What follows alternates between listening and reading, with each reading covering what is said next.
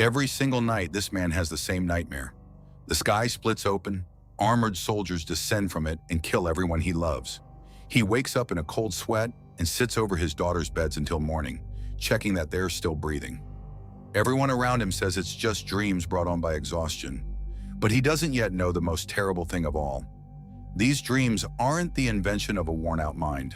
They're memory, and what he remembers by the end will overturn everything he thought about himself. His name is Peter, an ordinary engineer at a big plant in a big city of the future. A wife, 2 daughters, a cramped apartment looking out on other people's windows. A life like millions of others: work, dinner, weekends. Remember this calm, tired face? Very soon, right before your eyes, it will change forever, and you'll realize that beneath this ordinariness, a secret has been hiding all along, one more terrifying than any invasion. The city they live in looks like ours, only a little more advanced. Flying cars in the sky, clean streets, soft light. There have been no wars and no real fear here for a long time. People live calm and well-fed, and it seems it will always be this way. And it's against this sleepy, serene backdrop that things start to go wrong for Peter. The dreams come to him almost every night, and each time they're more vivid. He sees flashes in the sky, people running, tongues of fire across the walls of buildings. He sees figures in heavy armor walking through the smoke, firing at everything alive. And at the very center of this horror is always his family, his wife and his girls whom he can't save in time. He wakes up screaming, his heart pounding as if it had all really happened. At first he blames it on fatigue and nerves, but the dreams start bleeding into waking life. In broad daylight, right out on the street, he suddenly imagines a soldier in the crowd. For a second, the world fills with smoke, his ears ring, and then it all vanishes, and ordinary passers-by surround him again. Peter freezes in the middle of the sidewalk, pale, unable to tell whether he's losing his mind or seeing something real. These visions begin to wreck his life. At the plant, he freezes at the conveyor, staring into space, and almost gets caught in the machinery. His boss calls him in and, kindly but firmly, warns him, a couple more incidents like this and they'll have to let him go. Peter nods, promises to pull himself together. But how do you pull yourself together when the nightmare won't release you, day or night? Worst of all, these visions rise like a wall between him and his wife. Alice sees that her husband isn't himself. He goes silent, sleeps badly, flinches at every sound, always seems to be listening for something that isn't there. She tries to reach him, to talk, but he shuts down and stays quiet, not wanting to frighten her with his madness. And the warm, loving family slowly begins to crack. And the daughters, meanwhile, live their own lives. The older one, Hannah, is almost a teenager. She talks back, rolls her eyes, dreams of growing up faster. The younger one, Lucy, is still a little girl and is scared to death of the dark. She's sure there are monsters hiding under her bed. Every evening, Peter looks in on her, shines a flashlight into every corner, and promises that there are no monsters. He doesn't yet suspect the cruel irony hidden in those words. Unable to take it anymore, Peter decides to see a doctor. In a bright office, the doctor calmly listens to his account of the dreams and visions, and to Peter's surprise, isn't frightened at all. On the contrary, he nods as if he's heard this before. It turns out Peter isn't the only one. More and more people in the city are tormented by exactly the same nightmares about an invasion from the sky. And this is the first truly strange detail in the whole story. The doctor gently offers him a treatment.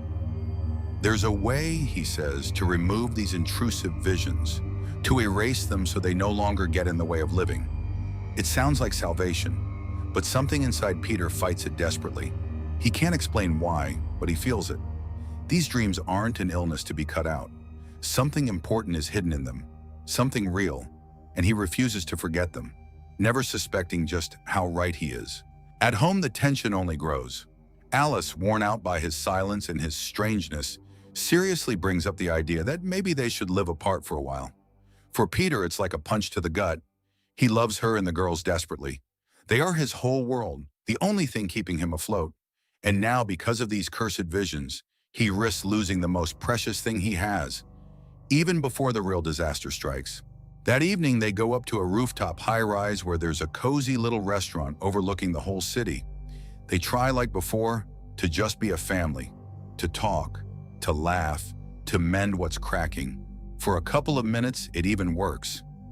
Peter looks at his wife and daughters, at the lights of the night city below them, and for the first time in ages, he's almost at peace. And then he lifts his eyes to the sky, and his blood runs cold. High above the city, lights flare up. At first, there are only a few, then more and more, as if dozens of new stars are opening. Only these aren't stars. They're ships. Huge, heavy. They hang silently over the rooftops, and the very sight of them takes your breath away. The whole restaurant freezes, heads tilted up, and Peter goes white. He has seen this before, many times, in his dreams. And then begins the hell he had watched so many nights with his eyes closed. From the ships, straight down onto the city, figures in heavy armor rain down. They land in the streets and on the rooftops and, without a single word, open fire on everything that moves. Flashes, thunder, screams. The peaceful, well-fed city turns into a burning slaughterhouse in a matter of seconds. Peter's nightmare has become real, down to the last detail. In the first moments, Peter just freezes in terror. But his wife and children are right there, and a father's instinct wins out over fear. He scoops Lucy into his arms, shouts at Alice and Hannah to stay close, and drags them away from the gunfire toward the stairs. All around, people fall, fire collapses, glass melts, and he, shielding the girls with his own body, stubbornly pushes down into the belly of the burning building just to get his family farther from death.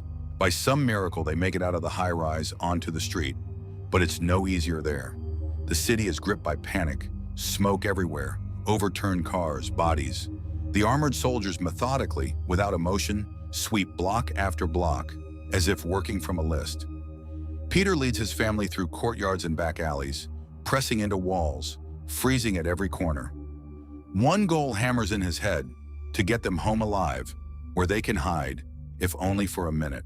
And here is where something happens that Peter's mind can't process. In a narrow alley, he comes face to face with one of the invaders. A desperate fight breaks out. Life and death, bare hands against armor. By some miracle, Peter manages to overpower the soldier and knock off his helmet, and he freezes, because under the helmet is an ordinary human face. No monsters, no aliens. They're people. Peter has no time to make sense of what he's seen before a shot hits him in the shoulder. Sharp pain, he falls, clutches the wound, and freezes again in horror. Because no blood flows from the wound, a strange whitish fluid seeps out of it, and under the torn skin, there are no muscles and no bones, but something incomprehensible, almost mechanical. Peter stares at his own shoulder and doesn't recognize what's inside him. He doesn't let himself think about it now. There's no time. His family's alive. They're right here, and he has to keep moving. He hastily bandages the wound, hides it from Alice, and drives away the terrible thought that something is horribly wrong with his body. But that thought has already lodged in him like a splinter. What is he? Why isn't he bleeding? And why did the enemies who came down from the sky turn out to be ordinary people? They make it home, and Peter hides his family in a relatively safe corner. But he understands. Sitting it out won't work. The soldiers are combing house after house. He needs to get a weapon. He needs to understand what's even happening. Leaving Alice with the girls, he heads out to scout the burning, bullet-swept city, the place any normal person would run from without looking back. But Peter has long felt that he, it seems, is not quite an ordinary man. In the ruins, he tracks down another soldier, and in a brutal struggle, takes him prisoner. Tearing off the helmet, he again sees a human face, a young man, frightened and angry. Peter puts a weapon to him and demands an answer. Who are they, and why have they come to kill? And the wounded captive, looking into his eyes, begins to speak. And with every word, the ground slips out from under Peter's feet. The soldier's name is Miles, and what he says sounds like madness. But Peter feels with every fiber of his being that it's the truth. "This is our home," Miles rasps. "We just came back for what was taken from us." He looks at Peter with a mix of hatred and a strange pity and asks, "Do you really still not understand who you are?" And Peter goes cold, because that answer is the thing he fears most in the world. And Miles reveals to him the truth hidden behind a veil of 50 years. Once, half a century ago, this earth was inhabited by humans. Real ones of flesh and blood. And they created machines, artificial people, to work for them, to serve, to do all the heavy labor. At first, they were just obedient mechanisms. But one day, these machines began to change. They began to feel. The artificial people learned to fear, to love, to dream, to cling to life. They stopped being objects and wanted to be free. The humans grew afraid of their own creation, and a war began. A terrible, merciless war between creators and creations. And in that war, it was not the humans who won. The machines won. And the surviving humans were forced to abandon their home planet and flee away, into space, to a distant, cold colony. The machines were left alone on Earth, masters of an entire world.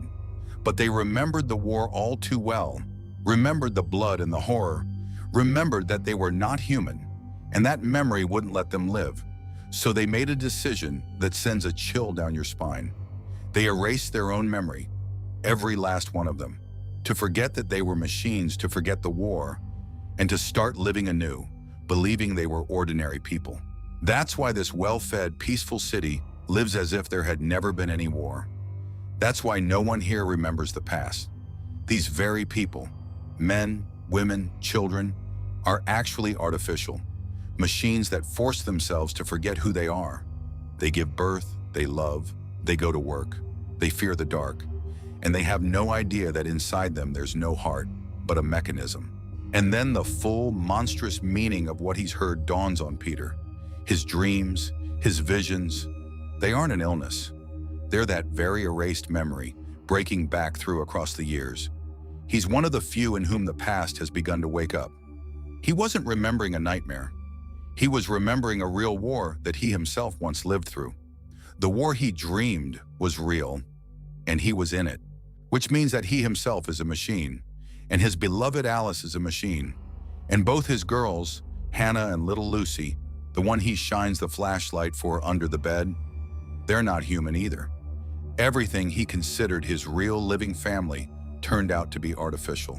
The thought makes Peter want to scream, but strangely, his love for them doesn't grow even a drop weaker because of it. It's just as real as it ever was. And the soldiers who came down from the sky are the returning humans, descendants of those who were once driven off the earth. For half a century, they survived somewhere in space, storing up strength and hatred. And at last, they've come to take back their home. And along the way, to wipe off the face of the planet the machines that once defeated them. To them, Peter and his family aren't living beings, but scrap metal that has to be destroyed. And that's all their invasion really is. And in this moment, the whole story turns inside out. Those who came to kill without mercy, entire blocks at a time, sparing neither children nor women, they are the humans. And those they are so coldly exterminating are machines that know how to love, to fear for their children, to sacrifice themselves for family. So who here is truly alive and who is soulless? That question hangs in the air and won't let go. Peter could finish off the captive Miles right there.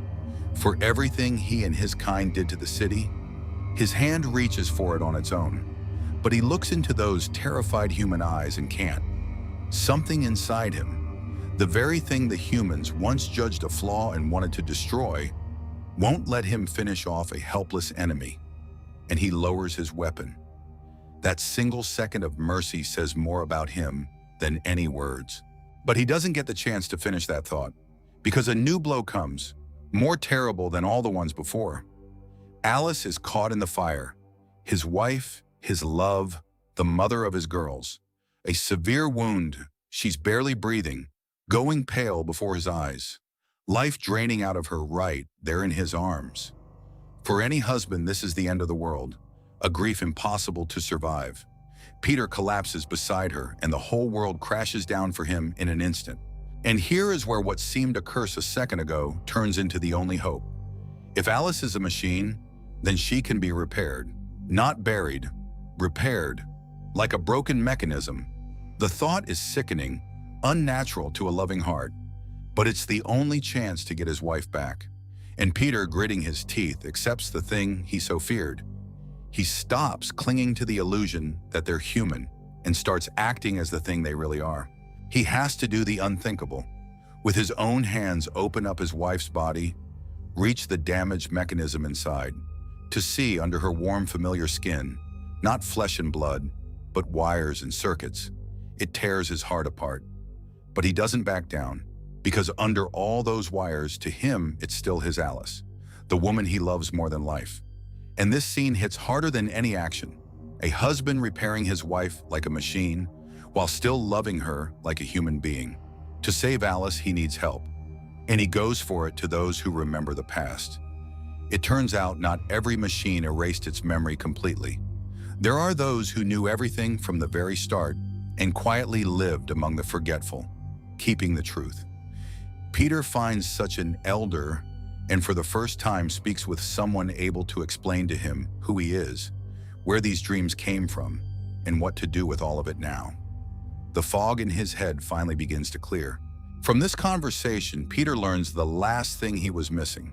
The returning memory isn't a curse or a malfunction, it's a gift. The few in whom the past awakens remember how they used to fight, how they held the line in that first war. Their skills, their composure, their ability to protect their own, all of it has come back along with the memory. Peter remembers himself not as just an engineer. He remembers himself as a soldier. And the man who only yesterday was being fired for freezing at the conveyor is transformed before our eyes. Where an ordinary city dweller would have broken and died long ago, Peter moves calmly and with focus. He has remembered how to wage war. Now he's no longer a victim fleeing from soldiers. He himself becomes the greatest threat to the invaders in this city, and very soon they will regret it. Meanwhile, the humans dig into the city and hunt the surviving machines, to finish them all off down to the last one. Their commanders are cold and merciless. To them, this is just clearing the territory of garbage, scrapping old equipment. They see nothing alive in their victims. And it's precisely this blind certainty in their own rightness that makes them truly terrifying. Far more terrifying than any imaginary monsters from Lucy's childhood nightmares. Peter enters an open war for his family. He uses everything: his returned combat skills, his engineer's ingenuity, his knowledge of the city, any little thing that comes to hand. He strikes the invaders where they don't expect it, draws them away from the hideout where Alice and the girls are hidden. One artificial man against a whole squad of trained soldiers. And this one man fights as if the whole world stands behind him, because it does. The hardest part of this battle for Peter isn't the bullets or the enemy's armor. The hardest part is watching the beings he was used to thinking of as people behave more inhumanly than any machine, and how he himself, a soulless piece of metal, again and again chooses mercy where living humans choose only death. With every minute, the line between human and machine in this story is erased more and more. Gradually, Peter gains the upper hand. He turns the tide of this little war, takes back ground from the invaders, wins his family precious time and a chance to survive. Alice, repaired by her own husband's hands, opens her eyes again. And this is one of the most piercing scenes in the whole story. The woman he literally put back together is alive, and it doesn't matter what's inside her. To him, she is real. There's one more quiet gut punch in this story. In the thick of the battle, among the ruins, Peter suddenly sees the eye of his elder daughter, Hannah, flare for an instant with a cold mechanical light. There it is, the final proof. His girls, his flesh and blood, are machines too, to the very core. Anyone else would have recoiled, but he only holds his daughter tighter, because to him she was and remains his child, and no light in her eyes can undo that. And then comes the moment of truth. Miles, that same captured soldier, ends up in Peter's hands again, helpless, completely in his power. By all the laws of war, Peter should kill him. This man and others like him came to wipe his family off the earth. Alice, the children, everything hung by a thread because of them. And Peter holds the enemy in his sights, all the pain and fury of everything he's been through in his eyes. But once again, he doesn't shoot. He looks at the man trembling before him and understands a simple, terrible thing. If he pulls the trigger now, he'll be no different from those who killed his loved ones without mercy. This whole war began because some decided they had the right to destroy others, and Peter refuses to continue that cycle. He lowers his weapon and lets the enemy go alive. With this act, he says what words can't express. He, an artificial man, created as an object and then come for to be destroyed like trash, turns out to be more human than his creators. It's not flesh and blood that make you alive. What makes you alive is the ability to love, to fear for your own, and to spare the weak, even when you have every right to kill. And by that measure, it's the machines in this story who are the real humans. In the finale, Peter returns to his family, to Alice, to Hannah, to the rescued Lucy. They survived, not thanks to strength or luck, but thanks to the fact that in the most terrible hour, he didn't lose what made him himself. They're still artificial, but they're still a family that loves one another, and no truth about wires and circuits can ever cancel that out. And ahead of them, and of their whole world, lies a huge, unresolved question. Two races, two peoples, humans and machines, once again share one planet, and once again they stand at a crossroads. Either go for each other's throats again and see it through to the end, or find a way to coexist. The story deliberately gives no easy answer. It only shows that a chance for peace exists, but only if someone is the first to lower their weapon, the way Peter did. And here the whole story makes you think about things far closer to home than science fiction about robots. If a being feels, loves, fears losing its loved ones and is ready to die for them, does it really matter what's inside it? What is it that makes us alive and real? The material we're made of, or the way we treat others? This seemingly simple story about an invasion actually asks one of the biggest questions there is about being human. That's why it hits so hard. Behind the guise of an action movie about soldiers falling from the sky hides a quiet, bitter parable. That true inhumanity isn't being a machine, but being the one who denies another the right to life and feeling, and that sometimes the most humanity of all is found in exactly the one no one even counted as human. If this story got to you, drop a like and tell me honestly in the comments, who here do you yourself consider the real humans? The ones who came down from the sky to kill, or the ones who knew how to love and despair, even knowing there was a mechanism inside them? And there are more stories ahead, the kind that make you flinch and think hard about life. Stick around. It only gets